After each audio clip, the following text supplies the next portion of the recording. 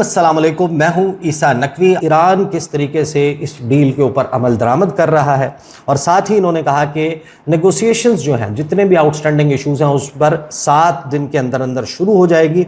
फिर इन्होंने दावा किया कि जो ईरान के सदर हैं मसूद पज़ेश्कियान, वो इस वक्त एक एफर्ट को लीड कर रहे हैं कि जिसमें पासदाराने इनकलाब का जो सियासत में और सफारती फ़ैसले हैं, सफारतकारी के और बैरूनी दुनिया से ताल्लुकात के फ़ैसले, उन पर पासदाराने इनकलाब का असर व रसूख ख़त्म कर दिया जाए।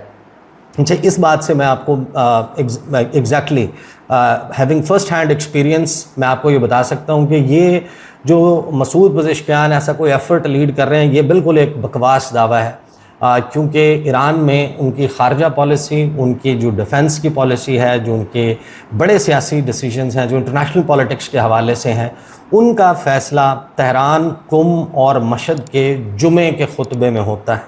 और पासदाराने इनकलाब की लाइन भी वही होती है जो जुमे के खुतबे में वहाँ से कहा जाता है। तो ये इसको ख़त्म करना, इसको तब्दील करना मसूद पज़ेश्कियान या किसी और के इख्तियार में नहीं है। और ये बिल्कुल ही एक दीवाने का ख्वाब है अगर ये समझा जा रहा है कि ऐसा कुछ इस तरीके से जो है वो किया जा सकता है। फिर जो एग्रीमेंट है उसके हवाले से उन्होंने दावा किया कि अगले चंद घंटों में एग्रीमेंट जो है वो उसका ऐलान हो सकता है और पाकिस्तानी ऑफिशियल्स जो हैं वो इस वक्त एक डील ब्रोकर करने की कोशिश करें। साथ में जो ब्रिक्स प्लस ऑब्जर्वर का ट्विटर हैंडल है, उसने 14 पॉइंट मेमोरेंडम बताया कि मेमोरेंडम ऑफ अंडरस्टैंडिंग जो है वो होने वाला है। और उसमें इन्होंने कहा कि 30 दिन का एक फ्रेमवर्क तय पाने वाला है ईरान और अमेरिका के दरमियान, जिसमें एक फॉर्मल डिक्लेरेशन होगी कि कॉन्फ्लिक्ट का, तनाज़े का, जंग का खात्मा हो गया है। ईरान आबनाए हुर्मुज़ पर अपनी गिरफ्त जो है उसको ढीला कर देगा, मुकम्मल तौर पर छोड़ेगा नहीं, लेकिन चीज़ें जो हैं वो बैक टू नॉर्मल आना शुरू हो जाएंगी बतदरीज। फिर अमेरिका जो है वो अपनी नेवल ब्लॉकेड 30 दिन के अंदर अंदर इसकी ख़त्म कर देगा। ईरान की बहरी नाकाबंदी ख़त्म हो जाएगी। ईरान 12 से 15 साल के लिए यूरेनियम अफसूदा करने के प्रोसेस को रोक देगा। अमेरिका जो है वो आहिस्ता आहिस्ता ईरान पर मौजूद पाबंदियाँ हटा लेगा। अमेरिका जो है वो बिलियंस ऑफ डॉलर्स ईरान के मुंजमद असासों में से रिलीज़ करना शुरू करेगा। दोनों तरफ से जो शिपिंग रिस्ट्रिक्शंस हैं आबनाए हुर्मुज़ में, उस पर से पाबंदियां हटा ली जाएंगी। इंटरनेशनल एटॉमिक एनर्जी एजेंसी की जो इंस्पेक्शंस हैं और स्नैप इंस्पेक्शंस हैं, सरप्राइज इंस्पेक्शंस हैं, वो ईरान के न्यूक्लियर पावर प्लांट्स की जारी रहेंगी। तो ये जो बात कर रहे हैं 12 से 15 साल, और फिर IAEA के इंस्पेक्टर्स का रोल, जिसका मतलब ये है कि ईरान को कहीं ना कहीं किसी एक लेवल के ऊपर सिविल न्यूक्लियर टेक्नोलॉजी के एतबार से उनको एनरिचमेंट की इजाज़त दी जाएगी। ये डूएबल फ्रेमवर्क लगता है, लेकिन क्या ऐसा होना मुमकिन है? आगे ये कहते हैं कि ईरान जो है वो अपने पोर्शन एनरिच्ड यूरेनियम का वो बाहर मुंतकिल कर सकता है, लेकिन वो अमेरिका के हवाले नहीं किया जाएगा। साथ में 30 दिन का विंडो होगा जिसमें डिटेल्ड फॉलोअप नेगोशिएशंस होंगी और पॉसिबल वेन्यू नेगोशिएशंस का इस्लामाबाद या जनीवा हो सकता है, और दोनों भी साइमल्टेनियसली हो सकते हैं कि कुछ चीज़ें जो है वो जनीवा में बैठ कर तय की जाएँ और कुछ चीज़ें जो हैं वो इस्लामाबाद में बैठ कर तय की जाएँ। और जो न्यूक्लियर रिस्ट्रिक्शंस हैं उनको सेकंड स्टेज में फाइनलाइज किया जाएगा। जो सेंक्शंस रिलीफ का मामला है वो ईरान की तरफ से कंप्लायंस के ऊपर डिपेंडेंट होगा और मैकेनिज़्म बनेगा एक मॉनिटरिंग का कि ये जो तमाम चीज़ें तय पाई हैं, आया इन पर अमल दरामद हो रहा है। ये जनाब दावा ब्रिक्स ऑब्जर्वर की तरफ से किया गया। लेकिन फिर दो चीज़ें होती हैं। एक तो जो डेवलपमेंट्स सामने आई, जो रॉयटर्स ने कहा और अल अरेबिया इंग्लिश ने कहा, अगर ये बातें दुरुस्त हैं और ख़ास तौर पर जो रॉयटर्स ने ख़बर दी है अगर वो दुरुस्त है, तो फिर आप समझ लें कि ये मुज़ाकरात वाला मामला, ये सारा इस वक्त आपको एक आई वॉश लगेगा। जैसे ही हज सीज़न ओवर होगा उसके फ़ौरन बाद दोबारा से ये खित्ता एक ख़तरनाक जंग की तरफ चला जाएगा। और फिर इसी के बाद हम देखेंगे कि डोनाल्ड ट्रंप ने इन डेवलपमेंट्स के बाद और रॉयटर्स की तरफ से ये ख़बरें आने के बाद फील्ड मार्शल सैयद आसिम मुनीर का दौरा पोस्टपोन, जो अगरचे उसको अनाउंस नहीं किया गया था, तो आप हमेशा कह सकते हैं कि दौरा तो कोई प्लान्ड ही नहीं था, लेकिन ये रिपोर्ट हो रहा था, पूरी दुनिया में इस पर बात हो रही थी। तो वो दौरा होने के पोस्टपोन होने के बाद जो डेवलपमेंट जो इस वक्त हमारे सामने मंजरनामा है वो बहुत मुख्तलिफ है, जो आज से अब से 12 घंटे 14 घंटे पहले का मंजरनामा था। रॉयटर्स और जो अल अरेबिया इंग्लिश है, इनका दावा क्या है? सबसे पहले देख लें कि जो अल अरेबिया इंग्लिश है उसने ये दावा किया सैयद मुज्तबा खामनाई के हवाले से कि ईरान के supreme leader Sayyid Mojtaba Khamenei has made a final decision not to hand over the enriched uranium to the United States, a senior source tells Al Arabiya. इनके दावे के मुताबिक ईरान के नए supreme leader Sayyid Mojtaba Khamenei ने अब ये हतमी फ़ैसला कर लिया है कि वो अपनी हाईली इनरिच्ड यूरेनियम जो है, अफसूदा यूरेनियम, वो अमेरिका के हवाले नहीं करेंगे। ये दावा इतना ख़तरनाक नहीं है, अगरचे ये भी अमेरिका को उस वॉर ट्रॉफ़ी से महरूम कर देता है कि जो एक डिक्लेरेशन के हम जंग जीत गए हैं, देखिए हमने ये अचीव किया है। डोनाल्ड ट्रंप को वो मौका नहीं मिलेगा इस सूरत में कि अगर वो यहाँ से एनरिच्ड यूरेनियम ले जाने में कामयाब हो जाता है तो उस सूरत में वो अमरीकियों को बता सकता है कि देखो ये मेरी अचीवमेंट है इस जंग के नतीजे में, तुम मेरे पर तनकीद कर रहे थे, देखो मैं ईरान से क्या जीत कर लाया हूँ इस जंग में।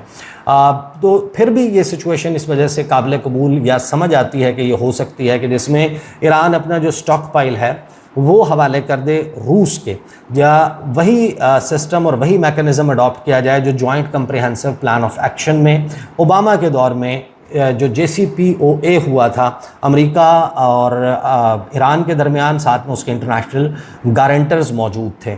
ये दावा है अल अरेबिया का। लेकिन फिर जब आप आते हैं कि जो दावा रॉयटर्स ने किया, रॉयटर्स ने एक्सक्लूसिव ख़बर के तौर पर इसको छापा है और ये कहा है कि जो supreme leader Sayyid Mojtaba Khamenei हैं उन्होंने ये हतमी तौर पर तय कर लिया है कि जो हाईली इनरिच्ड यूरेनियम है 60%, जिसको बहुत 1 से 2 हफ्ते के प्रोसेस में वेपन ग्रेड यूरेनियम में कन्वर्ट किया जा सकता है और उससे एटमी हथियार बनाए जा सकते हैं, वो ईरान की सरहदों से बाहर नहीं जाएगी, मस्ट स्टे इन ईरान। ये दावा किया जा रहा है और ये दावा अगर दुरुस्त है तो आप समझ लें कि एक खूनी रास्ते का इंतखाब वो ईरान की तरफ से ख़तरनाक रास्ते का इंतखाब कर लिया। रॉयटर्स ने दावा क्या किया? रॉयटर्स ने दुबई से इसको रिपोर्ट किया कि ईरान के जो सुप्रीम लीडर्स हैं उन्होंने हुक्मनामा जारी कर दिया है अपने मुल्क के nuclear near weapons grade uranium के, जिसको बहुत जल्द वेपन ग्रेड यूरेनियम में कन्वर्ट किया जा सकता है, उसके हवाले से।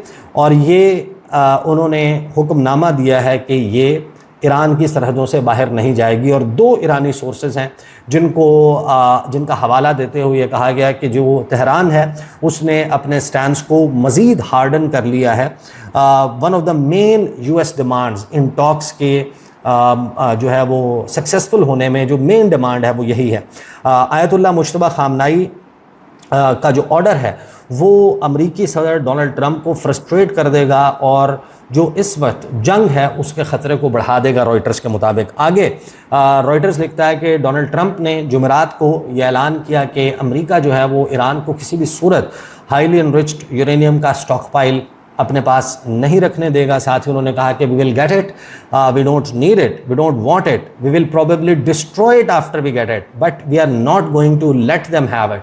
कि कुछ भी हो जाए हम ईरान के पास ये स्टॉक पाइल नहीं रहने देंगे। जो डोनाल्ड ट्रंप ने कहा ये ज़रा सुन लें, उसके बाद फिर मैं आपको बताऊंगा कि इसके फ़ौरन बाद 2 दावे हैं जो एक मोहम्मद बाकिर कालीबाफ से करीबी शख्सियत हैं, एक उनका दावा उनसे मंसूब करके एक दावा किया गया है, और फिर जो सेंटकॉम ने अब से थोड़ी देर पहले बयान जारी किया और इस वक्त इंटरनेशनल मीडिया में आबनाए हुर्मुज़ के हवाले से और जो वॉर प्रिपेयर्डनेस है उसके हवाले से सेंटकॉम क्या कह रहा है। पहले ज़रा सुने कि डोनाल्ड ट्रंप ने वार्निंग क्या दी और यूरेनियम के हवाले से क्या कहा। We have total control of the Strait of Hormuz, as you know, with our blockade. The blockade's been 100% effective. Nobody's been able to get through. It's like a steel wall. It's our Navy. We have the greatest military anywhere in the world. We wiped out their Navy. We not wiped out their air. I think they're down to about, I would say we knocked out 85% of their missile capacity. It's very hard for them now to build missiles, to build drones. We have great drone technology, anti-drone technology now that, frankly, we didn't have even 2 months ago. We have unbelievable drone technology, both for making them and also for knocking them down. But look, we're going to either make sure they don't have a nuclear weapon, or we're going to have to do something very drastic. And the people of the country, I believe when it's put to the people of our country, they will all agree that we cannot let Iran have a nuclear weapon. So we are going to have to do something very drastic. को बहुत ही तबाहकुन काम जो है वो करना होगा. साथ ही Donald Trump ने नेगोशिएशंस के हवाले से क्या कहा सुने. Right now we're negotiating and we'll see, but either we're going to get it one way or the other. They're not going to have a nuclear weapon. You know, when people hear it, because oftentimes they won't put up the second part of the sentence having to do with, I'll say, this is more important than anything that we have to talk about, and usually they'll cut it off, the fake news. I said, because this is the nuclearization of a country that some people would say is somewhat crazy, and we cannot let Iran have a nuclear weapon. That's all it is. We can't let it. You will have a nuclear war in the Middle East, and that war will come here. That war will go to Europe. We cannot let that happen, and it won't happen. It's not going to happen. That's more important than anything else. We can't. I can think of nothing that's more important than the fact that we cannot let Iran have a nuclear weapon, and we won't. तो ये बात तो तय है कि जंग जो है वो रिज्यूम हो जाएगी अगर, यानी ये तो मुमकिन है कि ईरान अपनी हाईली एनरिच यूरेनियम किसी थर्ड कंट्री को देने पर राज़ी हो जाए, अमेरिका को ना दे. अमेरिका ये भी अपने लिए काबिल कबूल शायद समझ सकता है कि एक स्टेज में ये बात तय हो जाए. लेकिन अगर ईरान, जो रॉयटर्स का दावा है कि सैयद मुश्तबा खामनाई ने कहा है कि ईरान की सरहदों से बाहर यूरेनियम जो है वो नहीं ले जाई जाएगी, अगर ये दावा दुरुस्त है, ये ख़बर दुरुस्त है, तो आप ये समझ जाएं कि फिर इसका मतलब है कि जंग यकीनी है. और इसी हवाले से जो हुर्मुज़ लेटर है उसने ये दावा किया कि जैसे ही ये नेगोशिएशंस, और ये अब हालिया बात कर रहे हैं कि ये मोहसिन नकवी के ईरान और तेहरान जाने के बाद, सैयद आसिम मुनीर का दौरा ना होने के बाद, हुर्मुज़ लेटर ये कहता है कि जैसे ही ये मुज़ाकरात नाकाम हुए, एक सोर्स जो कि ईरान के मोहम्मद बाकिर कालिबाफ, ईरानियन पार्लियामेंट के स्पीकर, उनके बड़ा करीबी है, उसने ये असेस किया कि हमें ये लगता था कि अगले चंद घंटों में जंग का दोबारा आगाज़ हो जाएगा और अमेरिका ईरान के ऊपर बहुत ही हार्श किस्म की स्ट्रेटजिक स्ट्राइक्स करेगा. ईरान की एनर्जी इंफ्रास्ट्रक्चर को और न्यूक्लियर इंफ्रास्ट्रक्चर को निशाना बनाया जाएगा. और यही वजह है कि जो ईरान के पाकिस्तान के आर्मी चीफ हैं, उन्होंने तेहरान का दौरा जो है वो कैंसिल कर दिया. Iran has stated it would respond, कि ईरान ने ये कहा है कि हम अपना जवाब देंगे. Hundreds of missiles per day launch किए जाएंगे. जो खलीजी ममालिक का एनर्जी इंफ्रास्ट्रक्चर है उसको बदले में तबाह किया जाएगा. साथ ही जो वाटर डिसैलिनेशन प्लांट्स हैं, समंदर के पानी को मीठे पानी में, पोर्टेबल वाटर में, काबिल इस्तेमाल पानी में कन्वर्ट करने वाले प्लांट्स हैं, उनको, और साथ में जो अमेरिका के अड्डे हैं इन ममालिक में जो कि फैसिलिटेट कर रही हैं इस अटैक को, उनको निशाना बनाया जाएगा. साथ ही हम देखते हैं कि अब से थोड़ी ही देर पहले, लगभग आधा पौना घंटा पहले, सेंटकॉम जो है अमेरिकी सेंट्रल कमांड, उसकी तरफ से ये बयान जारी किया गया कि इस वक्त मिडल ईस्ट में अमेरिकी अफवाज की तैयारी जो है वो पीक रेडीनेस का लेवल है. इस वक्त तैयारियां जो हैं वो अपने उरूज और इंतहा पर हैं.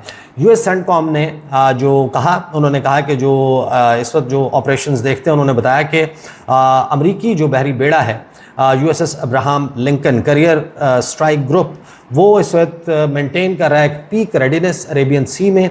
और सेंटकॉम ने कुछ इमेजेस शेयर किए अमेरिकी जंगी तैयारों के. उसमें F-35 स्टेल्थ फाइटर जेट मौजूद है जो कि एयरक्राफ्ट कैरियर के लॉन्च पैड पे मौजूद नज़र आता है. फिर साथ में उन्होंने ये कहा कि हम भरपूर तरीके से तैयार हैं और इस वक्त जो ब्लॉकेड है, नाकाबंदी है, उसको सक्सेसफुली यकीनी बनाया जा रहा है. और पाकिस्तान की तरफ से जो मीडिएशन एफर्ट्स हैं वो अपने तौर पर जारी हैं. इस वक्त की ताज़ा तरीन ख़बर और सबसे बड़ी ख़बर यही है कि वो ऑड्स जो 50-50 पर थे अब घटकर 70-30 पर आ चुके हैं. लेट्स सी कि कोई लास्ट मिनट बड़ी तब्दीली आ जाती है. ईरान का जो मौक़िफ़ रिपोर्ट हो रहा है या ईरान के हवाले से जो दावा किया जा रहा है, अगर तो वो दावा दुरुस्त नहीं है तो फिर हाईली लाइकली कि किसी डील की तरफ बढ़ा जा सकता है. लेकिन अगर वो दावा दुरुस्त है तो आप समझें कि ये रास्ता ख़तरनाक भी होगा, खूनी भी. अब तक के लिए इतना ही. इजाज़त दीजिए. अल्लाह हाफ़िज़.